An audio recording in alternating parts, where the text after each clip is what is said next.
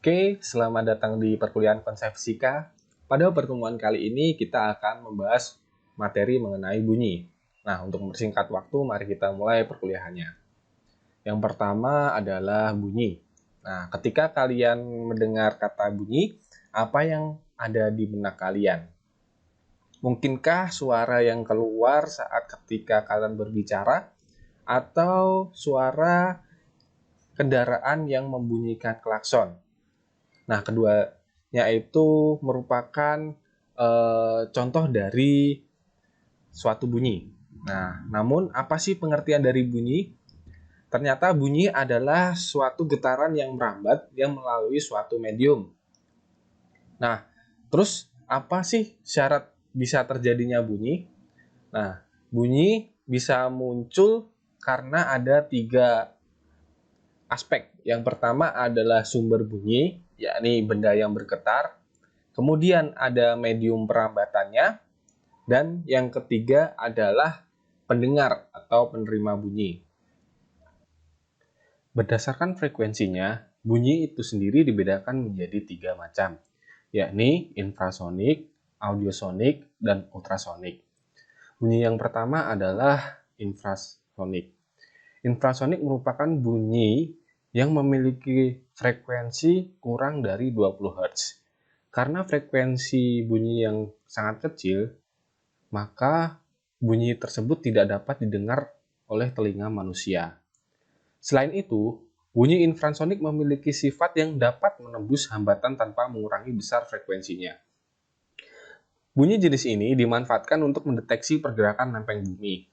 Nah, meski frekuensinya sangat kecil, ada beberapa hewan yang dapat mendengarkan bunyi jenis ini, yakni anjing, gajah, dan lumba-lumba. Kemudian jenis bunyi yang kedua adalah audiosonik. Jenis bunyi ini memiliki rentang frekuensi antara 20 Hz hingga 20.000 Hz. Karena rentang ini, maka bunyi jenis ini dapat didengar oleh telinga manusia. Kemudian jenis bunyi yang ketiga adalah ultrasonik. Ini adalah jenis bunyi yang memiliki frekuensi yang tinggi karena lebih dari 20 Hz. Bunyi ultrasonik memiliki sifat yang sulit untuk menembus benda yang memiliki struktur padat. Karena sifat inilah, bunyi jenis ini dimanfaatkan menjadi alat USG salah satunya. Selain itu, ternyata ada juga hewan yang dapat mendengarkan bunyi jenis ini, yakni kelelawar. Nah, karena bunyi merupakan salah satu gelombang, maka bunyi juga memiliki sifat-sifat yang dimiliki oleh gelombang, yakni refleksi, refraksi, interferensi, dan difraksi. Yang pertama adalah refleksi atau dipantulkan. Refleksi merupakan peristiwa di mana ketika gelombang bunyi yang datang mengenai suatu permukaan medium yang keras, maka bunyi tersebut akan dipantulkan menuju medium asal dengan sudut yang sama. Contoh dari peristiwa refleksi adalah gaung dan gema, di mana gaung merupakan bunyi pantul yang terdengar hampir bersamaan dengan bunyi asli, sedangkan gema merupakan bunyi pantul yang terdengar setelah bunyi asli. Kemudian sifat yang kedua adalah dibiaskan atau dibelokkan atau juga disebut refraksi. Refraksi merupakan peristiwa pembelokan gelombang bunyi akibat memasuki medium perambatan yang berbeda. Nah, contoh peristiwa refraksi adalah suara petir pada malam hari terdengar lebih keras dibandingkan pada siang hari, karena pada malam hari udara bagian bawah lebih rapat dibandingkan bagian atasnya, sehingga suara petir dari lapisan udara akan dibiaskan mendekati permukaan tanah di bawahnya. Kemudian sifat yang ketiga adalah interferensi atau dipadukan. Interferensi merupakan suatu peristiwa perpaduan dua gelombang yang berbeda yang saling berinteraksi pada medium yang sama.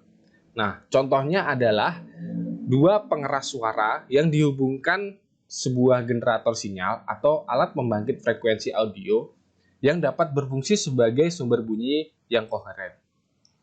Kemudian sifat yang terakhir adalah difraksi atau dilenturkan. Difraksi merupakan peristiwa pelenturan gelombang ketika melewati celah yang ukurannya seorde dengan panjang gelombangnya. Nah, contoh dari peristiwa difraksi ini adalah ketika seseorang dapat mendengar suara dari ruangan yang ada di sebelahnya. Nah, ini adalah studi kasus, silahkan kalian pelajari nanti. Karena bunyi merupakan getaran yang bergerak, maka bunyi juga memiliki apa yang dinamakan cepat rambat bunyi. Nah, cepat rambat bunyi itu sendiri dipengaruhi oleh beberapa faktor. Yang pertama suhu, yang kedua adalah medium perambatannya. Nah, faktor yang pertama adalah suhu. Suhu sangat mempengaruhi cepat rambat bunyi. Semakin panas suhunya, semakin cepat bunyi merambat. Maka dari itu, bunyi akan cepat terdengar pada malam hari dibandingkan pada siang hari. Nah, persamaan cepat rambat bunyi yang dipengaruhi oleh suhu dapat dituliskan Vt sama dengan V0 plus 0,6T, di mana Vt adalah kecepatan rambat bunyi pada suhu T, sedangkan V0 adalah kecepatan bunyi pada suhu 0 derajat, sedangkan T besar di sini adalah suhu medium perambatannya. Selain suhu, medium perambatan juga mempengaruhi cepat rambat bunyi, di mana bunyi akan cepat merambat pada medium padat, kemudian cair, dan terakhir gas. Nah, persamaan cepat rambat bunyi pada masing-masing medium ditunjukkan pada slide di depan ini. Ada cepat rambat bunyi dalam zat padat, kemudian cepat rambat bunyi dalam zat cair, dan cepat rambat bunyi dalam zat udara atau gas. Nah, ini adalah contoh soalnya, silahkan kalian pelajari. Kemudian ini studi kasus mengenai cepat rambat bunyi juga, silahkan kalian pelajari juga. Kemudian kita masuk ke materi efek Doppler. Nah, apa itu efek Doppler? Efek Doppler merupakan peristiwa perubahan sebuah frekuensi atau panjang gelombang dari suatu gelombang terhadap seorang penerima yang sedang bergerak relatif terhadap sumber gelombang tersebut. Nah, contoh efek Doppler ketika kita ada ambulans datang dari kejauhan, nah bunyi sirenenya sudah terdengar oleh kita, namun ternyata bunyi yang kita dengar itu berbeda dengan bunyi yang keluar dari sirine ambulans tersebut. Nah, perbedaan ini disebabkan adanya perbedaan frekuensi yang didengar dan dihasilkan. Nah, efek Doppler itu sendiri dapat dimanfaatkan dalam berbagai bidang teknologi seperti radar, alat ekokardiogram atau pengukur kecepatan aliran darah, dan pencarian planet di luar galaksi kita atau eksoplanet. Efek Doppler itu sendiri dapat dirumuskan dengan persamaan Fp sama dengan V plus minus Vp per V plus minus Vs dikalikan Fs, di mana Fp merupakan frekuensi dari pendengar atau yang diterima pendengar, sedangkan Fs adalah frekuensi yang dikeluarkan oleh sumber bunyi. Kemudian V di sini adalah cepat rambat gelombang bunyi dalam suatu medium. Sedangkan untuk Vp merupakan kecepatan dari pendengar ketika pendengar itu bergerak. Kemudian Vs di sini adalah kecepatan dari sumber bunyi ketika sumber bunyi itu bergerak. Nah, nilai positif dan negatif dari Vp dan Fs itu tergantung pada suatu kondisi, di mana ketika nilai Vp itu positif, maka pendengar itu mendekati sumber bunyi. Sedangkan ketika Vp negatif, pendengar menjauhi sumber bunyi.